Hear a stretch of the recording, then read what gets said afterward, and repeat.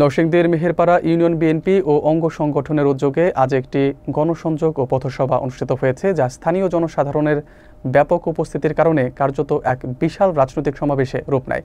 অনুষ্ঠানটিতে প্রধান অতিথি হিসেবে উপস্থিত ছিলেন বিএনপির জাতীয় স্থায়ী কমিটির সদস্য সাবেক মন্ত্রী ডক্টর আব্দুল মঈন খান।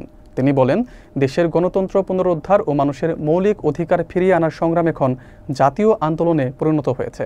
এইস আলমের প্রতিবেদনে থাকছে বিস্তারিত। আজ মেহেরপাড়া ইউনিয়ন বিএনপি ও সহযোগী অঙ্গ সংগঠনের আয়োজনে এই গণসংযোগ ও পথসভা অনুষ্ঠিত হয়েছে।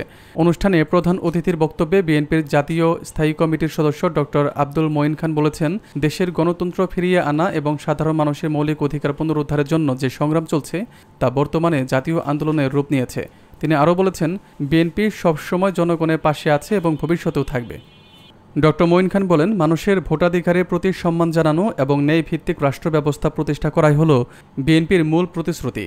আয়োজনে ইউনিয়ন বিএনপি ও অঙ্গ সংগঠনের নেতারা বক্তব্য রেখেছেন এবং তারা বলেছেন, দেশে জুড়ে চলমান গণসংযোগ কর্মসূচির অংশ হিসেবে মেহেরপাড়ার এই পথসভা সাধারণ মানুষের মধ্যে ব্যাপক উদ্দীপনা সৃষ্টি করেছে।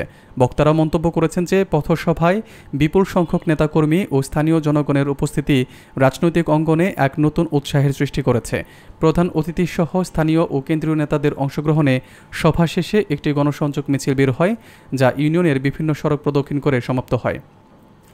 আমি অনুরোধ করবো আপনারা কিন্তু আপনাদের চেয়ারে বসে পড়েন, চেয়ার থেকে করতে পারবেন।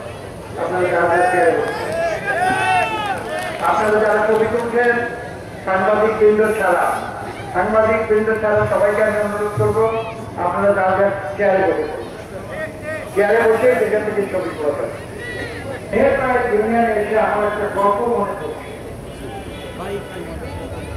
গল্পটি অত্যন্ত গুরুত্বপূর্ণ এবং আমি এই মেহেরপাড়া ইউনিয়নের সকলকে আমি স্মরণ করে দিতে চাই সেই গল্পটি। আজকে থেকে ৩৫ বছর ১৯৯১ সালে আমাদেরকে এখানে রাজনীতিতে ডেকে এনে নরসিংদী ২ থেকে তিনি আমাকে নির্বাচন করতে আমাকে নির্দেশ দিয়েছিলেন।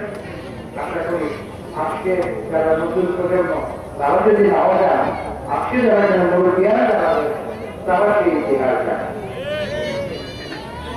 সেভাবে শিক্ষকতা থেকে আমাকে আপনাদের সঙ্গে আজকে কথা বলি, চলাফেরা করি। এই যে জোর করে দেশের যে আমাদের রাজনীতিতে বহুদলীয় গণতন্ত্র ফিরিয়ে এনেছিলেন। আজকে থেকে ৫০ বছর আগে যখন শিবানী জনতার বিপ্লবের মাধ্যমে যখন এদেশে বাংলাদেশে গণতন্ত্র পুনরায় তিনি ফিরিয়ে এনেছিলেন, তখন আপনারা জানেন তিনি নরসিংদীর সন্তান মধ্যমাত্র মোমেন খানকে তিনি যখন ক্যাবিনেট সচিব ছিলেন, তাকেও কিন্তু শহীদ প্রেসিডেন্ট রহমান জোর করে রাজনীতি এবং তাকেও কিন্তু তিনি আপনাদের করেছিলেন। তখন আমি নরসিংদী ২ থেকে নির্বাচন করেছিলাম। আমার পিতা মোহাম্মদ আব্দুল মোমেন খান কিন্তু নরসিংদী ১ থেকে নির্বাচন করেছিলেন। কিন্তু মজার কথা হচ্ছে, এই যে মেহেরপাড়া যখন আব্দুল মোমেন খান নরসিংদী ১ থেকে নির্বাচন করেন, তখন কিন্তু মেহেরপাড়া ইউনিয়ন নরসিংদী ১-এর অংশ ছিল। অর্থাৎ আপনাদের এমপি কিন্তু মোমেন খান। আবার দেখেন ৯১ সালে খালেদা জিয়ার নির্দেশে যখন আমি এখানে নির্বাচন করি নরসিংদী ২ থেকে, তখন কিন্তু মেহেরপাড়া ইউনিয়ন নরসিংদী ২-এর অন্তর্ভুক্ত আজকেও আছে এবং সেই হিসাবে আপনারা আমাকেও আপনাদের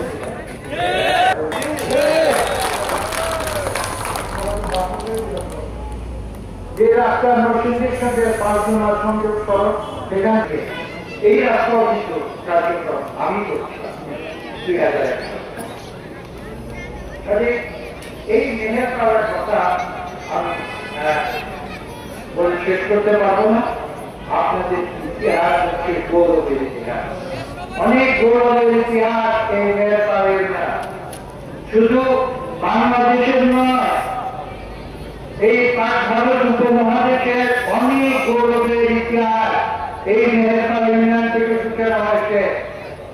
পাঁচজনা হাই স্কুল কোন ইউনিয়নে? মেহেরপাড়া ইউনিয়নে পাঁচজনা। সেখানে কে জন্মগ্রহণ করেছিলেন? যেখানে গিরিশ চন্দ্র সেন তিনি জন্মগ্রহণ করেছিলেন। তিনি কেন বিখ্যাত? তিনি সর্বপ্রথম কোরআন শরীফের বাংলা তর্জমা করেছেন। আরো একটি উদাহরণ, পাঁচজনকে হাই স্কুল স্যার কেবি গুপ্ত।